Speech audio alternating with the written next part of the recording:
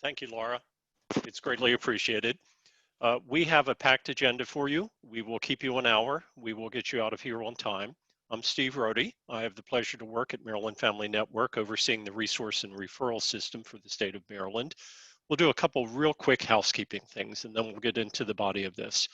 All of us, I think, have been inundated with Zoom sessions and other things, but just as a note, if you have a question for our panelists or for me, go to the Q&A, which is on the left side here, at the bottom of your screen, pardon me, and you can put in your question. If you have a problem with the moderator, a problem that the moderator can help with, so if there is a problem with your technology, if you have questions about certificates, that'll be the place to raise that. In that chat box will also be the various links that we'll have posted on the slides, and they're in the link box or the chat box so that you can click on them and go directly to the link. We have a lot of really good resources for you this evening. As Laura mentioned, this is not MSDE sponsored, but MSDE is a large part of this. And there is a link here, which will be in your chat box, for MSDE guidance that has been arrived at by collaborating with the Department of Health for the state of Maryland. So if you're not familiar with this resource, it's updated almost daily. You'll find it very helpful in your practice, and we'll be referring to this several times over the course of the evening here. For those who attend the training and attend the whole hour, you will be eligible to get one continued training certificate in professionalism accepted by MSDE and the Maryland Childcare Credential Program.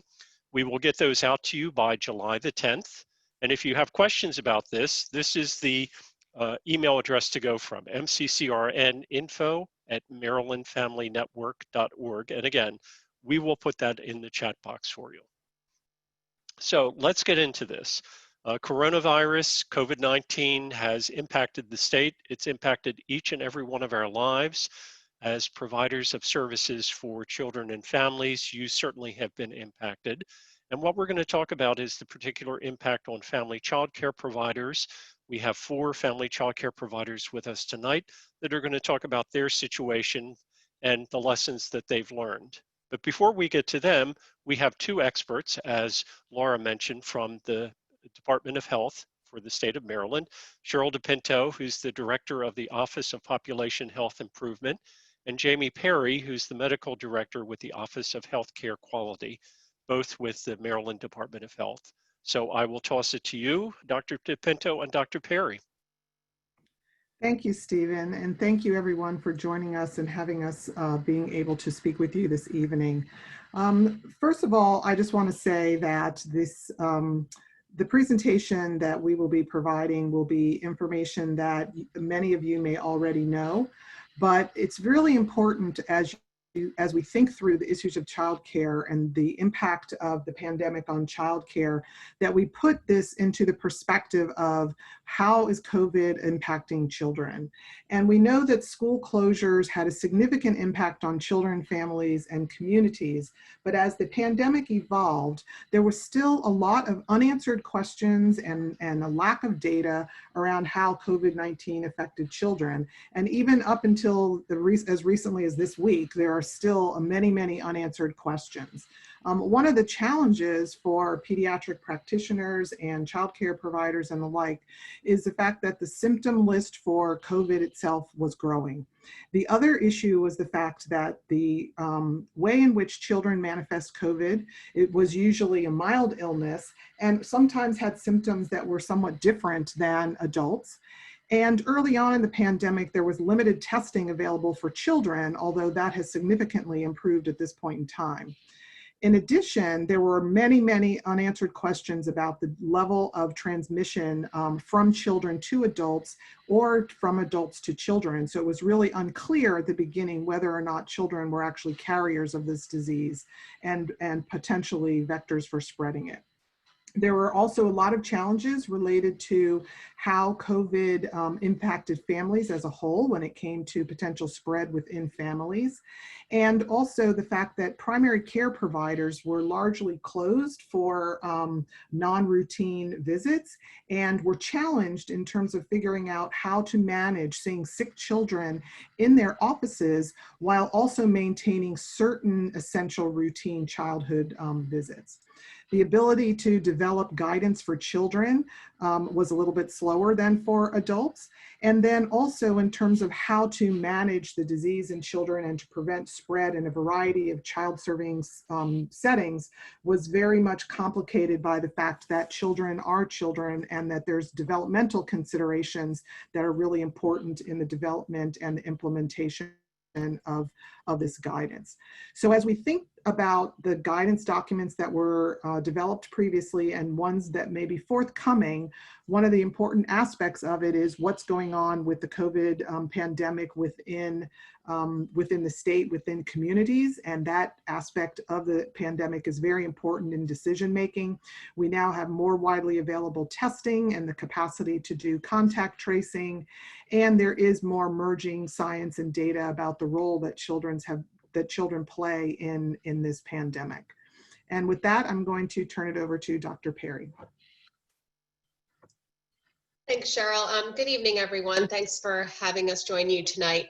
So I'm just going to talk really briefly about the some of the guidelines and new policies and procedures that childcare providers have been asked to implement during the time of the COVID-19 pandemic. And we know that childcare providers already prior to this, already did a lot to ensure the health and safety of the children in their care. But given the seriousness of the pandemic, as well as all the challenges and considerations that Dr. DePinto mentioned, we really needed to put in place some extra measures in addition to what providers are already used to help ensure that children and providers remain safe during this time. So quickly, I'm just going to give a really high-level overview of some of these new or enhanced processes. The first one I want to mention is strengthening communication with families. And I know this is something you all are very familiar with, but it's even more important now that families understand what measures you're taking and why. And they also really understand their role in helping you and partnering with you to make sure that all children, as well as yourself as a provider, remain safe. And particularly communicating with you about symptoms and illness in themselves and their children and any other exposures they might have. Implementing social distancing is another process that we're asking programs to implement.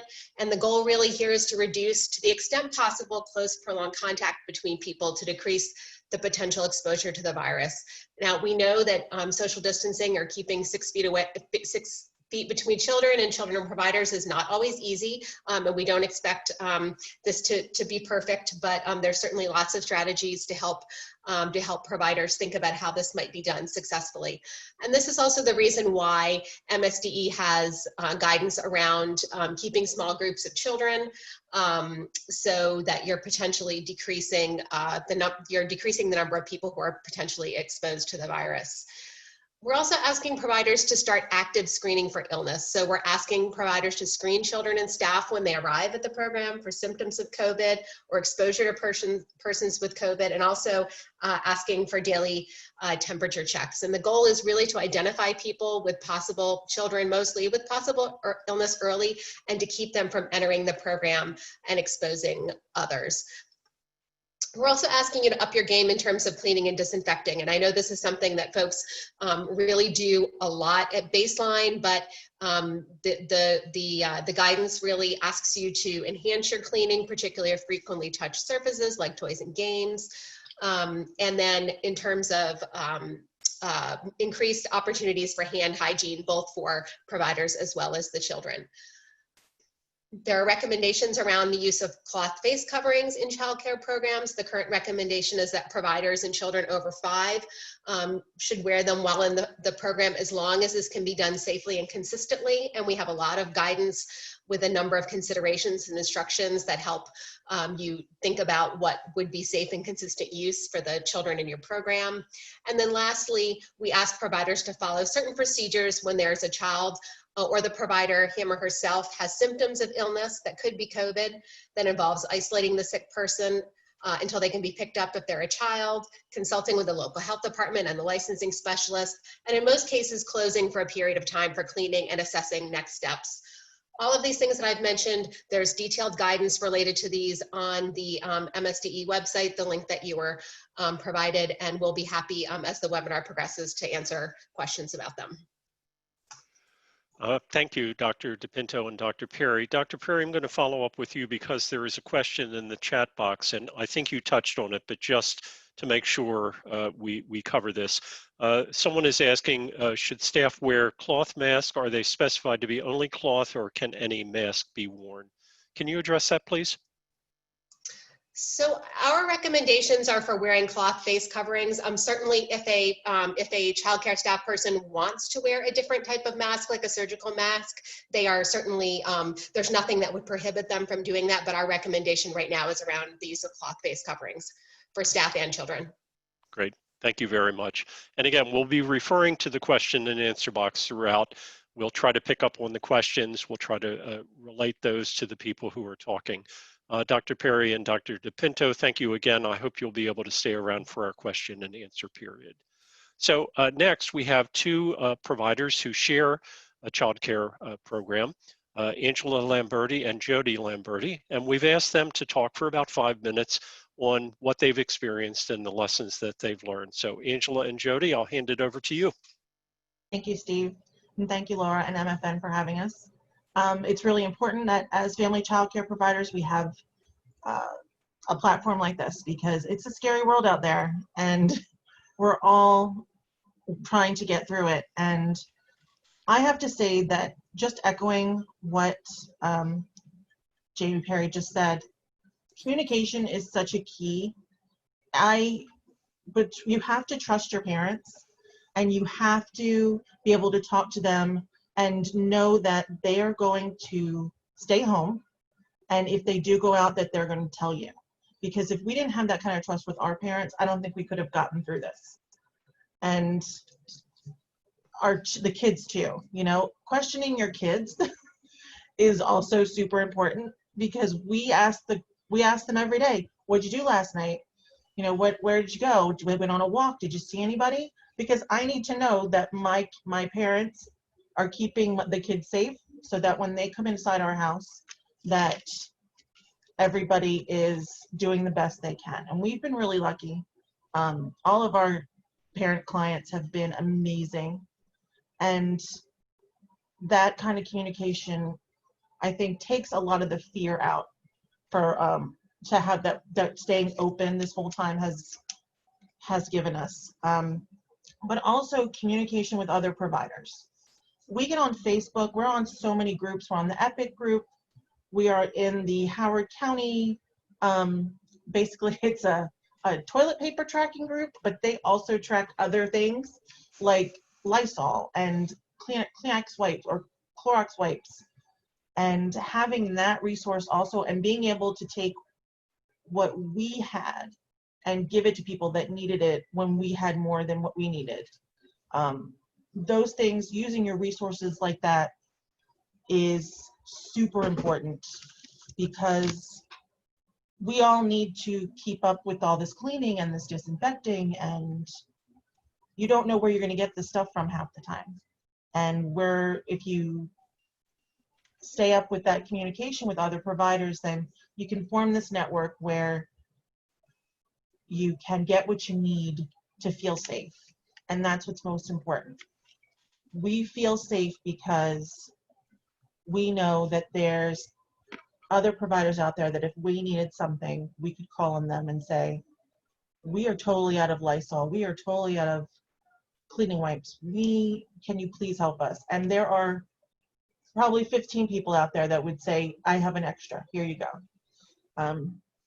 So that's the biggest thing that we've taken away from this whole COVID experience. Like, we need to talk to each other, we need to network with each other, and we need to keep our parents close and in the loop with us and constantly talk to them about what's going on. And it may seem annoying sometimes because then they start telling you all kinds of things that you don't want to know, but you need to know. Yes.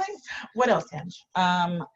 Just that when you do open, when you start childcare again, that you need to take care of yourself. And if you don't feel good, then don't open. Just take care of yourself and make sure you're not sick before you continue, because that's a big thing that parents, providers, we try and push through, and then we get to the point where we're knocked out for a long time. So that's another thing that the lesson we learned through this. It's time to be selfish sometimes. Yes. This is not the time Absolutely. to say, oh, it's fine, it's just the just sniffles. sniffles. No, can't do that. So could I ask a follow-up question to the Absolutely. point you began with? So you talked about the importance of relationships with families, and certainly that's key even before COVID. But there have been questions that sort of dovetail with this in terms of getting information from families. How do you handle drop-off and pickup? And how do you ask questions about the health status of children? Well, when they do drop off, I mean, there is some time when they're doing their temperature checks and they're showing us, and we lucky enough to have a screen through our door. So it's, you take the time, and you have to make it work. We text with our parents all day long. Yeah. Mm-hmm. And we text with them at night, and we make sure that there's totally open. Everything's totally open. So it's important to make the space for that, and to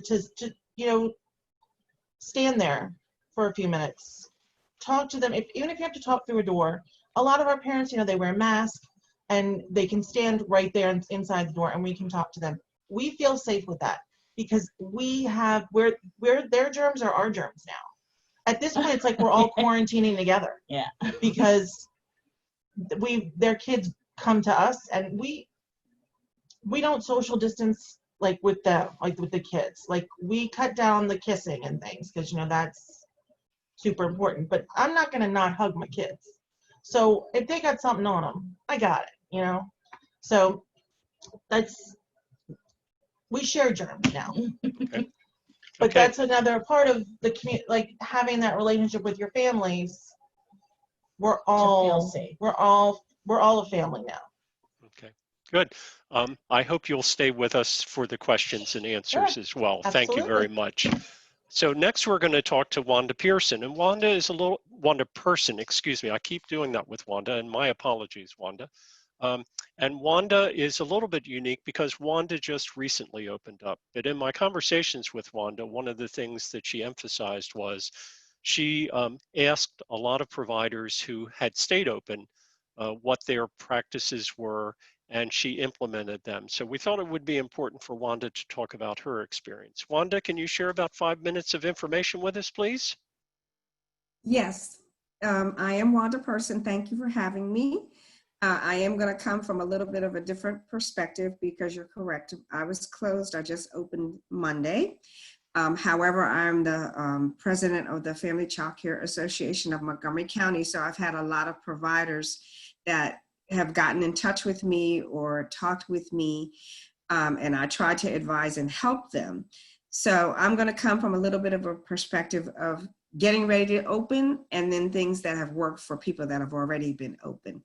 The first thing I want to share is many people have said it's been very important and very helpful to stay very closely connected to your licensing specialist. Sometimes things come up that I'm going to give you an example in a minute that you need to navigate or figure out. And so you really need extra help. I had several providers that said to me they tried to follow the policy of the parents using their own pen and parents taking the temperatures of the children, but it was causing a lot of problems and being too long. So what those providers did was they emailed their specialists and asked permission if they could use their pen and they could take the temperature. So in other words, in these few cases where the providers did this, they contact their specialist. The specialist said, okay, I'm giving you permission. You may do all the signing in and all the signing out, and you may take the temperature. Because for those who started back in March, maybe kids were outside kind of in the cold, and not all parents had the type of thermometer that you can point. So it can get a little complicated, but your licensing specialist is there. You may find things that you may need to do a little differently. So keep in contact with them. There's some things we're just going to have to do the way they're set up, but there's some things that there may be a negotiation way and still keep everyone safe. The next thing I'm going to say is definitely do everything that you need to do for yourself. Like Angela and Jody were saying, you got to take care of yourself, not just physically, that's very important, but even mentally and emotionally. When I did open Monday, one of the things I found was I wasn't really thinking about, I knew the kids would come in a little differently, but okay, I wasn't ready for some of the things that were happening, but it was helping me emotionally with my mental health as also the children. So sometimes just kids being kids can help you be more relaxed.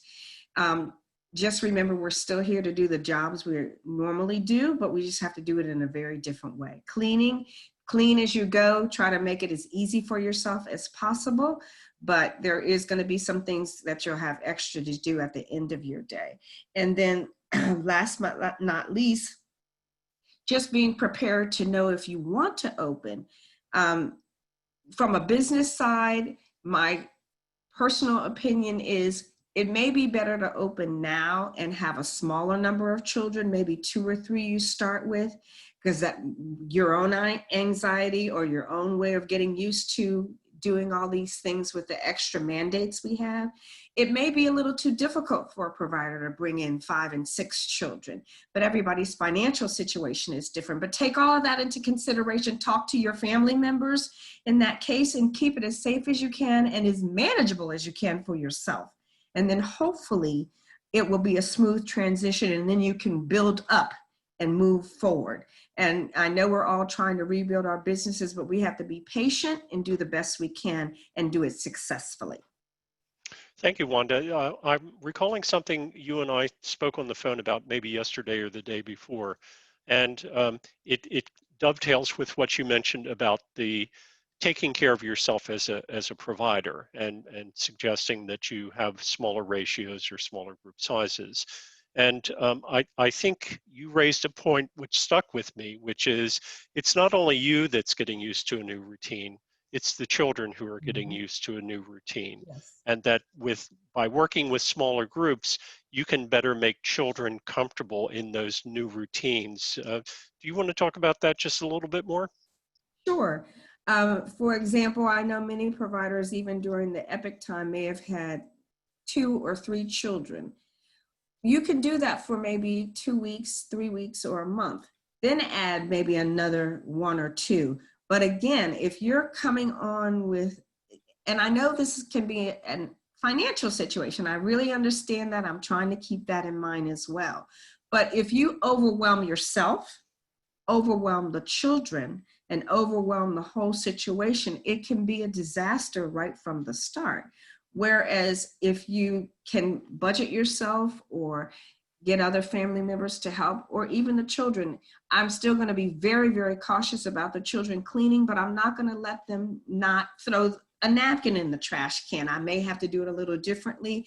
Like if the trash can's getting higher, I don't want them to touch anything. I may have to do it a little differently, but I don't want to make it so odd that all of us are somewhat in a panicked situation. We have to make a new norm through this to make it as comfortable as possible. And then you don't want to wear yourself out. No, you can't wear yourself out. 2 or 3, at the most 4, may be good to start with the extra cleaning and all the things we have to do. And then once you've done that for a week or 2 and you know you can manage that, then you can add another 1 or 2. So I just think it's wise on everyone's part.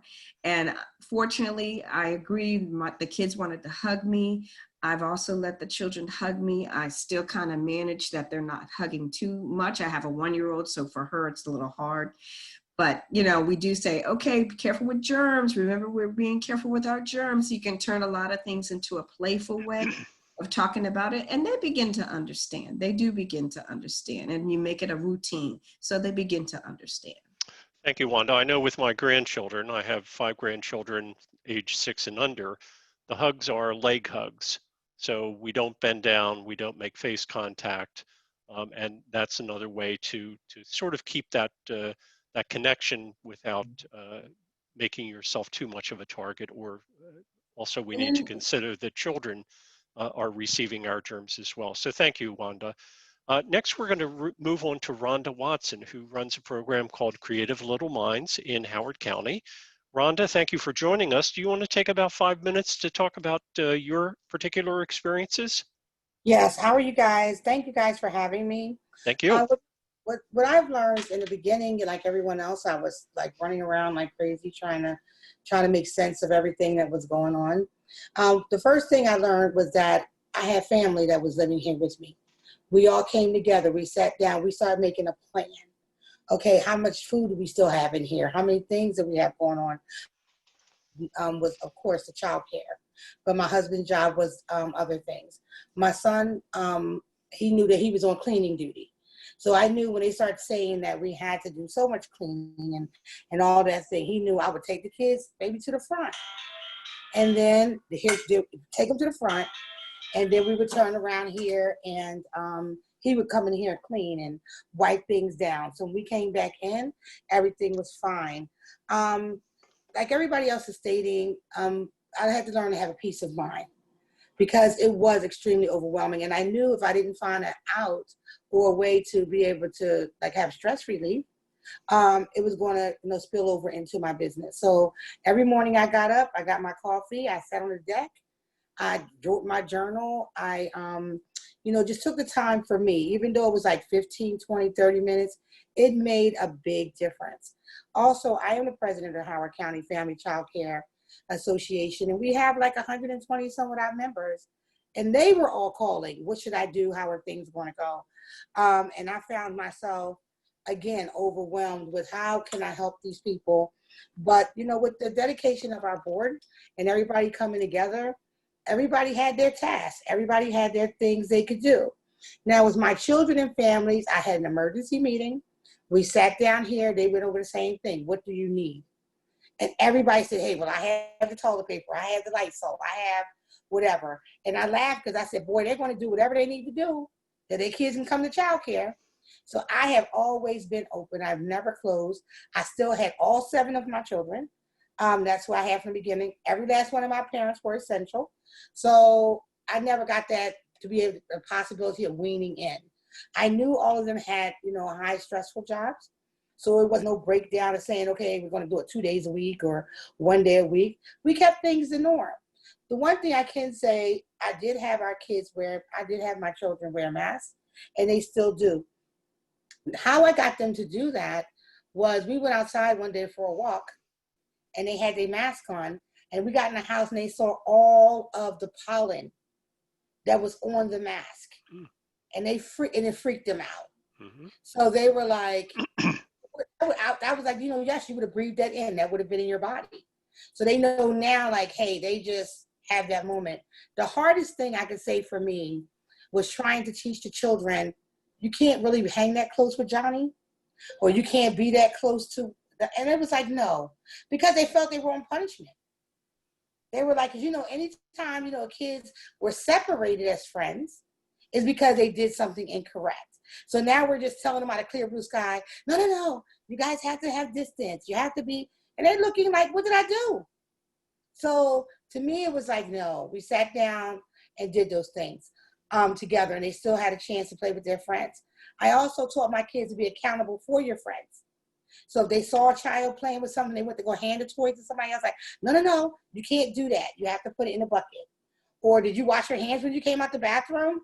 Because again, I'm still one person as well too, right? So we all learn to have these things and do those things together. one thing I did find, one thing I can say that was a big deal for me was by that Monday or that Saturday, right after Hogan had made his speech, that the Ohio County Resource Center was on the phone with me to say, Rhonda, hey, what do you guys need? Tell me, have you talked to the members? Were you able to find out anything that people are needing? Are they short of supplies? And then by the next following week, we were sent out a supply list to say, hey, list everything you need. What do you still have? And we started getting supplies. So that took some of the burden before MSDE had the opportunity to even send me 800. We did that. So, and then also we had the Shackley fundraiser. So we wound up having that product to work as a natural product. So we were okay. My major concern was the providers that just didn't have really no kids before. And now they really didn't have any kids now. So also what became overwhelming to me was because I was one of the first 3 people here in Howard County that had my name on that list. My phone rang off the hook starting like 5 o'clock in the morning. Mm-hmm. I didn't know what was happening. And so then people started showing up at my door because the list gave out the address. So that whole transition was scary, but it was a good thing. If I needed kids, it would have been the best thing smoking. Because I didn't need any kids, it was overwhelming. So at the end of the day, what I've learned anything is that I take notes now. I know if we have that rollover, what I will and won't do, how I will handle it. I won't panic because when you really look at it, you're not doing anything different. You know what I mean? You're taking the temperature. Parents are taking the temperature. My routine in the morning is my parents come, they call me. They still call me till today. Say they're coming. When they come out the car, they come to the top of my step. They take that temperature. The child brings it halfway through. I read it. The child takes it back. The child comes in the door. I shut my door and we start our day. And I ask the parents, of course, the questions in the midst. The parents are left outside to sign in, do whatever they got to do. If they have to ask me any questions, they will call me. And even to the day, I still keep that practice. Because to me, since nothing's changed, our numbers haven't gone down in my world enough for me to have somebody coming in my home. That's what makes it more comfortable for me. But I hope that helped you guys. So, Rhonda, a couple things. One, more a comment than a question. Because you have your son do the cleaning, or some of the cleaning, that gives another emphasis to family childcare that I think most people don't realize. That it's done in someone's home, and typically the family is involved. I know for my 2 children now grown, we chose family childcare because of the family setting and because they were members of the family. So I think that's an important thing. You mentioned the masks and the pollen on the mask, which is really quite a teachable moment. So I applaud you for doing that. There is a question of, are you taking your children outside more? Do you find you're doing that? Without a doubt. We always were outside people, because to me, that's what I love, outside learning.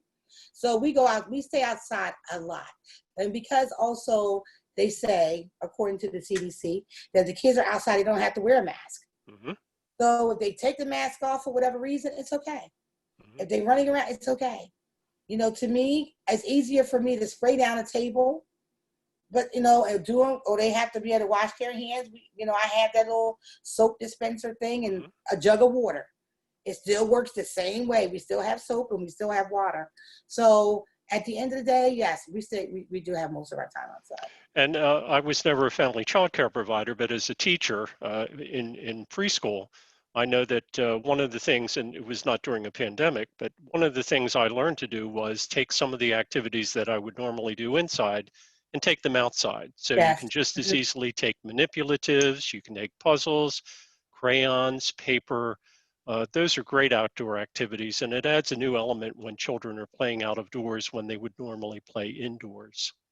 Yeah, it helps them out a lot too. To me, it also helps them sleep a little bit faster and a little bit harder, than being inside because they're running around.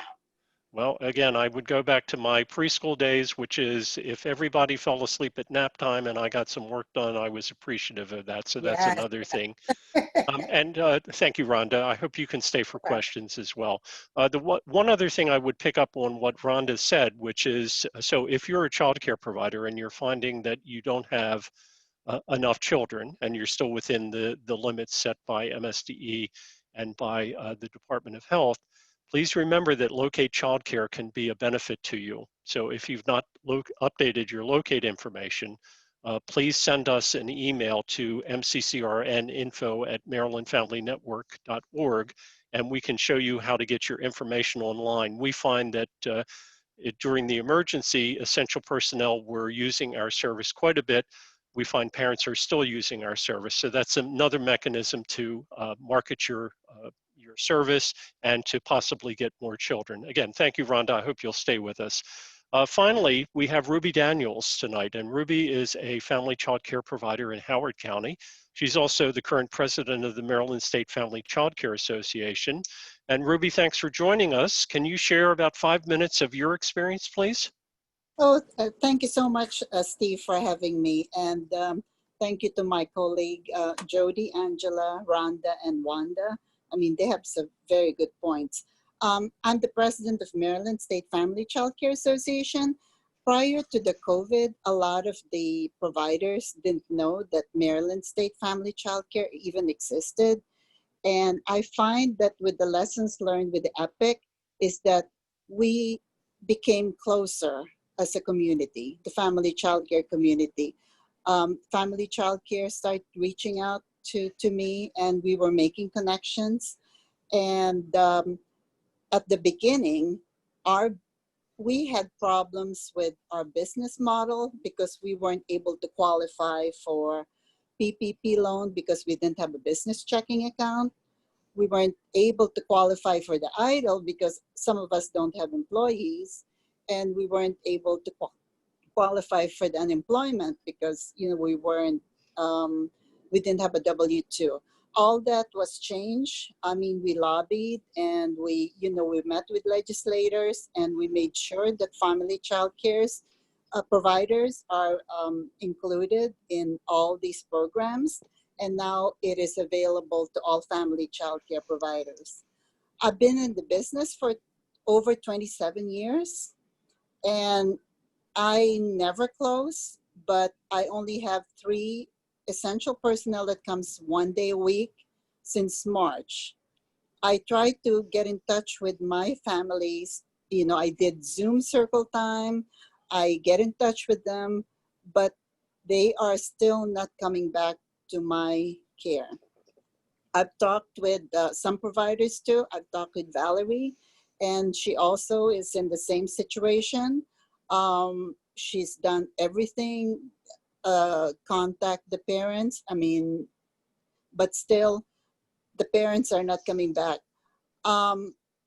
I have a few things because I most probably the reason why they're not coming back is fear. Providers are still afraid to go back to work. The parents are still afraid to bring their kids back to daycare. So I think most probably that's one of the reasons. Another reason I think possibly would be the unemployment insurance. It seems lucrative for a lot of people. And if I'm collecting this much money and staying home and not working, it seems better option for a lot of people. So I'm getting a lot of calls for August 1st startup. And the reason being unemployment, the pandemic unemployment will stop July 31st. We have a lot of the providers are still struggling financially. I'm coming through it through the provider's point of view because I'm sort of like the voice of providers. They reach out to me and I convey their message and their issues to other people. So we're still struggling financially. A lot of the providers who were close for the first 2 weeks now are having the bills come up, mortgage and the utilities, and we need financial help in that respect. So we're still going to continue to see if we can get some help in that field. Now, in terms of operation, I have just a small group of kids, so it's really not that big of an issue. But a lot of the providers are having problems with face masks. I mean, what do you do when the child doesn't want to wear face masks, or if they remove the face mask? What do you do if an infant cries because you're wearing a face mask? What are our options? So a lot of these questions are being asked by most of the providers, and we don't seem to get a lot of guidance. I don't know if anybody has ideas to what to do in that field. And another thing is social distancing. When we are encouraging cooperative play, parallel play, yet we're telling our kids, you try not to go close to each other, which is totally the opposite of what we should be teaching them in terms of the socio-emotional development. Moving forward, I don't know how that's gonna look like, and I don't know how school is gonna look like in the fall, and I don't even know whether companies will have work from home or ask their employees to telecommute and continue to telecommute. How will that look like? Will our family childcare survive? So we have to stay strong. I want the providers to continue contacting me and letting me know what their needs are. I mean, I'm available. I'm always accessible. I always answer emails. So please, everybody, just get in touch with me, because the only way that we can have our needs out there addressed is that if we unite and we are together. And thank you so much for your time. Thank you, Ruby. So we've had a number of questions that we're going to try to get to in the 14 minutes that we have left. And I'm going to ask Drs. DePinto and Perry to come back on. There are a couple of questions that came up. One of them had to do with, I would make it a larger question, the role of the health department in intervening when there is a possible outbreak in childcare. I wonder if you can give a little bit of perspective on that. So this is Dr. DePinto. Our guidance documents that are posted on the MSDE website talk about a collaborative response between the child care provider, the licensing specialist, and the local health department.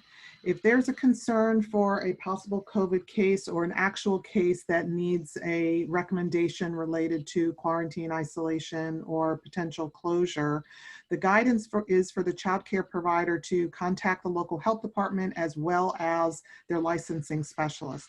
The health department would gather some specific information related to, is it a staff person? Is it a family member within the family child care home? Or is it a child? And they would ask information about symptoms and the testing chronology of how the case played out. At which point they would make a recommendation related to whether or not one person needs to be excluded or if the site needs to be closed down. There are questions related to, there are responses to these questions in our FAQ document for both the situation where there's a documented case, a possible case, as well as somebody in the family child care who may have been exposed to a case. Thank you. And I would bring Angela and Jody back into this, if I may, please, because I think sometimes we look at the health department as intervening. And there are a number of things that family child care providers as well as center-based providers can do. So for instance, I think you each elaborated that what you do is, number one, you make expectations very clear to parents about when it's appropriate to bring a child and when it's not appropriate to bring a child. You ask questions, you find the time to talk to them when they're bringing their children in.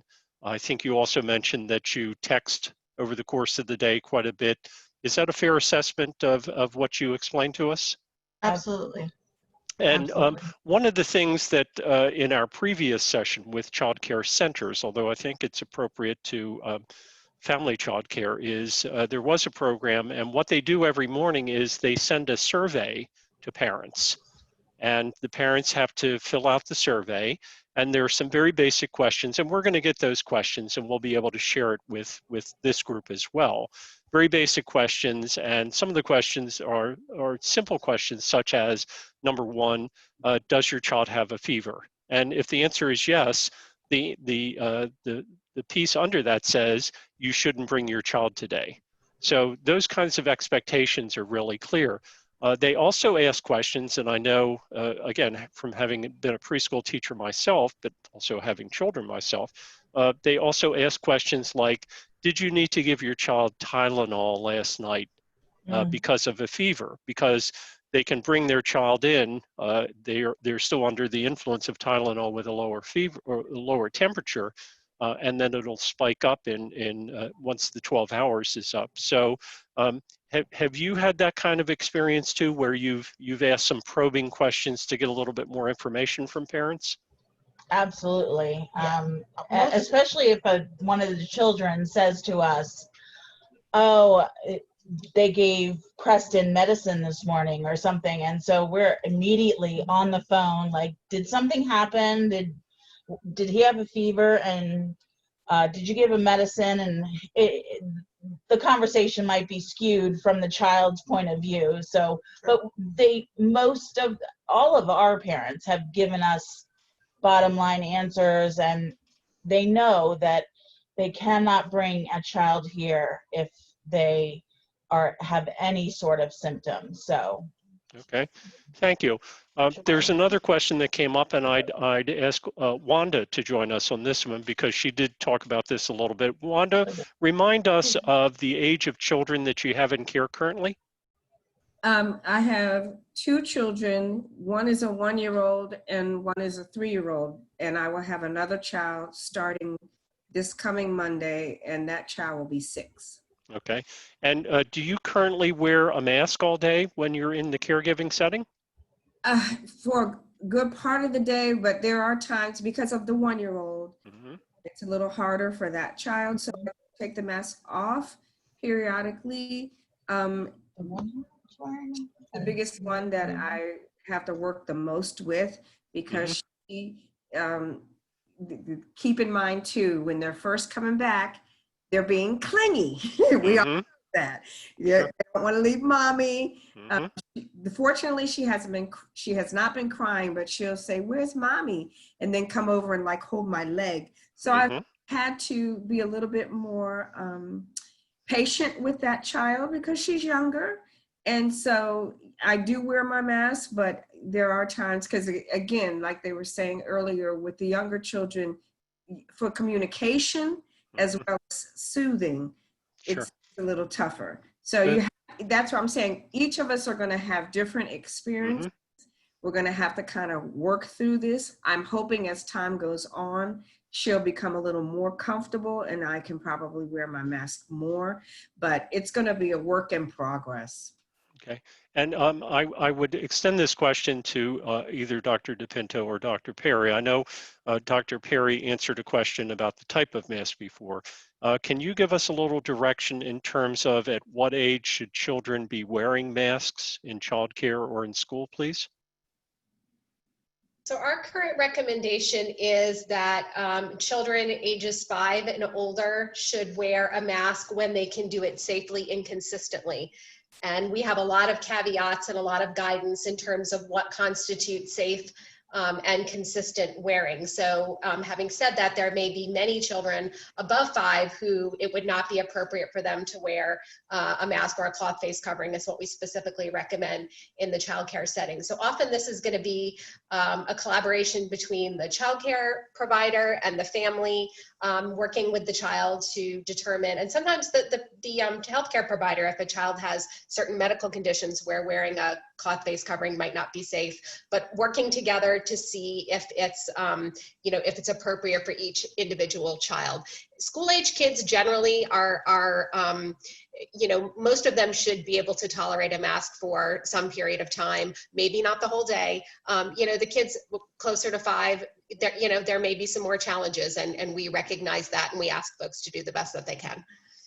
Okay, thank you. And while I still have you, there's a question, and this is going to be more of a recurring question over the course of the summer as families take vacation. So someone asks, if a child family goes out of state, should they always be quarantined for 14 days before they return, seeing the numbers that are spiking in so many states? Do you have any thoughts on that or advice you can give us, please?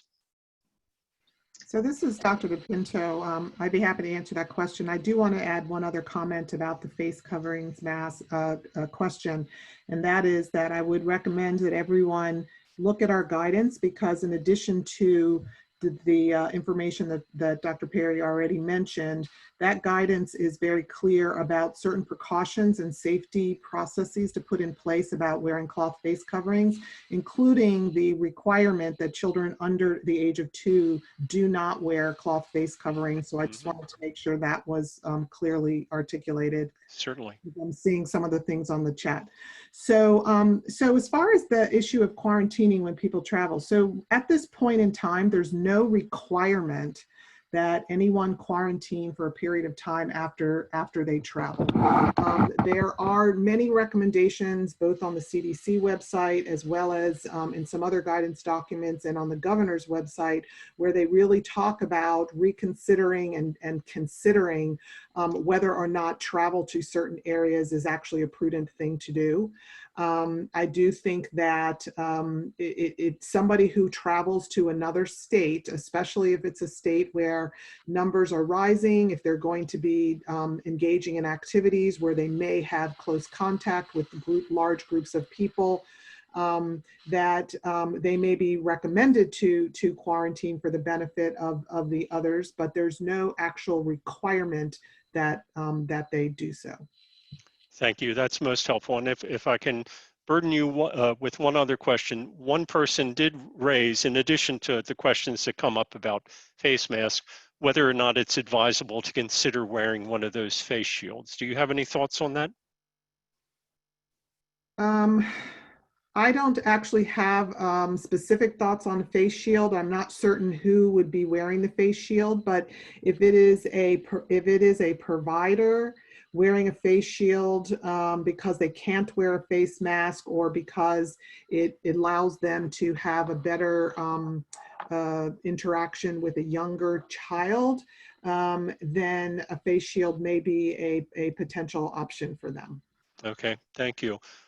There's a question here about, are there bonuses available for preschool teachers? And I would expand that question and ask Ruby to join us on this one. Ruby and I know, as well as a number of other people on this call, have been part of work groups with the Maryland State Department of Education. And certainly what the Maryland State Department of Education has done is opened up a little bit more in terms of more children who can be coming into childcare.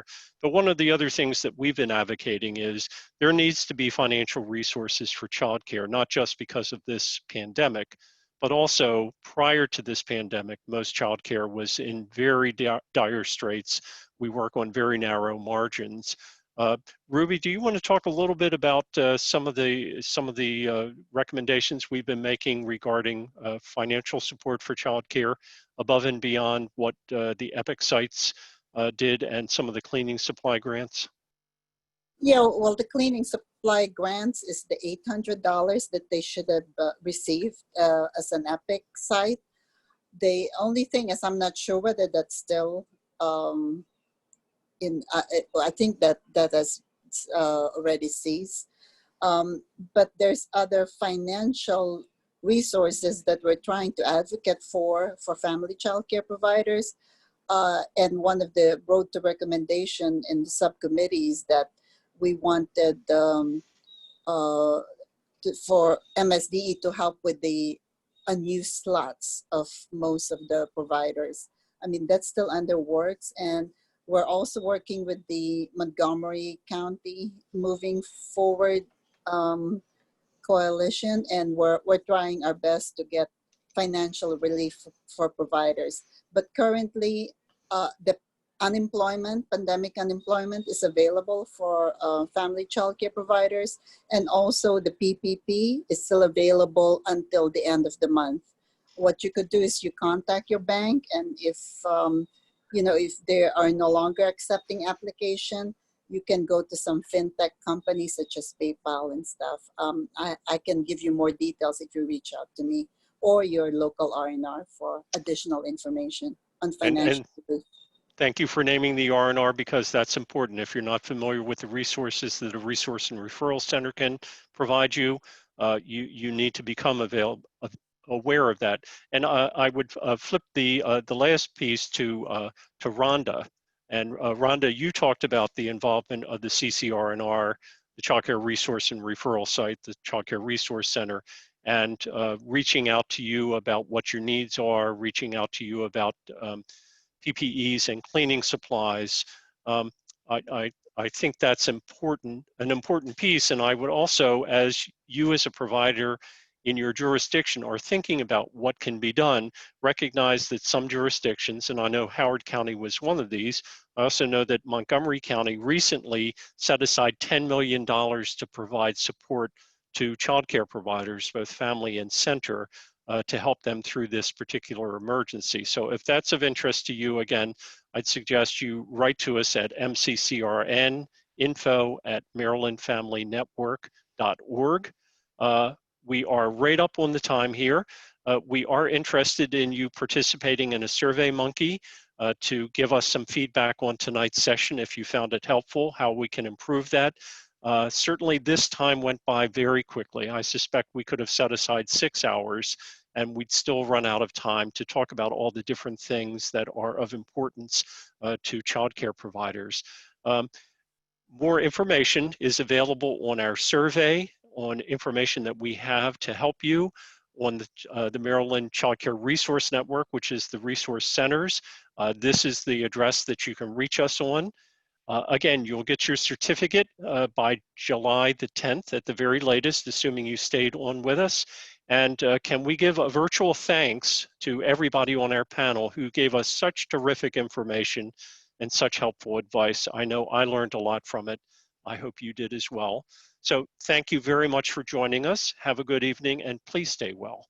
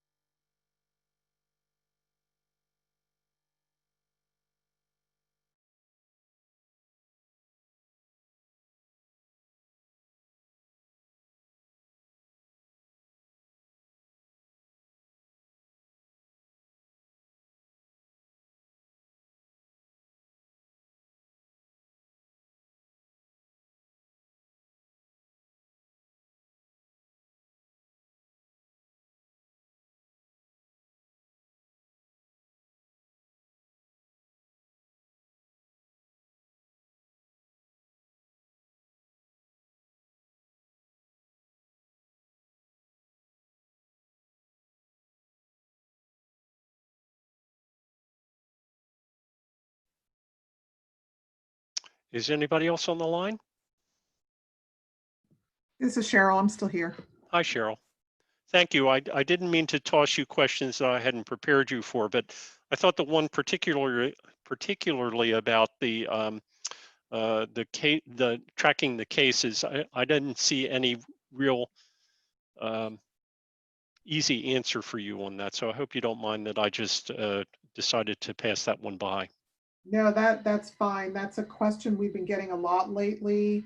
And I don't know if you saw the Washington Post article from late last week or early this week that talks about, you know, numbers in Maryland. And it's a hard question to answer depending on what question you want to answer. So I'm here too. This is Jamie. Yeah, I appreciate your participation in both of these. I think your information was very helpful. Obviously, there's a lot of misinformation about face masks. I also think because there are some individual variations, it confuses things more than illuminates things for childcare providers, as well as others, I'm sure. Hey guys, this is Lacey. Just a heads up, you are still in a live broadcast and we do still have about 70 participants that are sitting and watching. Okay. Okay.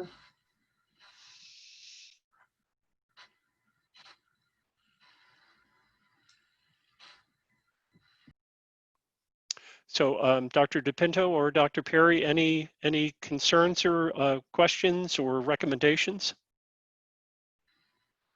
I think the one recommendation that I would have is that we work with the MSDE folks and even maybe yourself to find ways to push the guidance out more amongst the new people that are just coming on, because I think that the people who've been doing this for a while have seen the majority, if not all, of the guidance.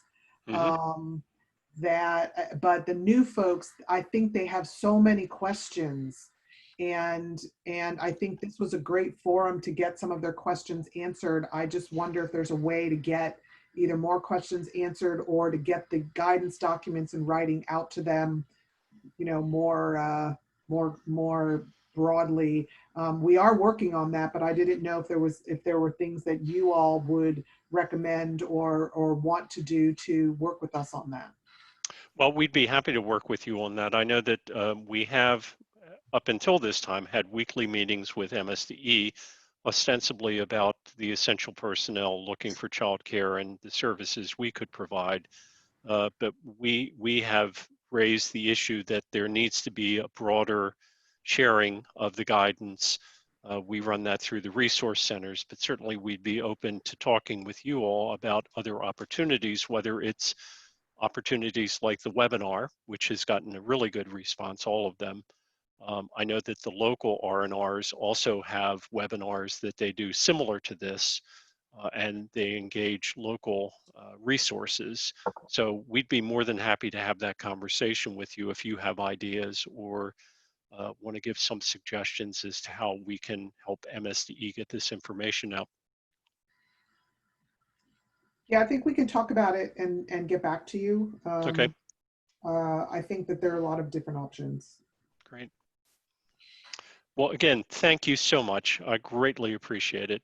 This has been most helpful, and we appreciate the time and talent you were able to loan to us and help childcare providers. Great, thanks. Thank you. Stay well. Thanks, bye-bye. Bye now.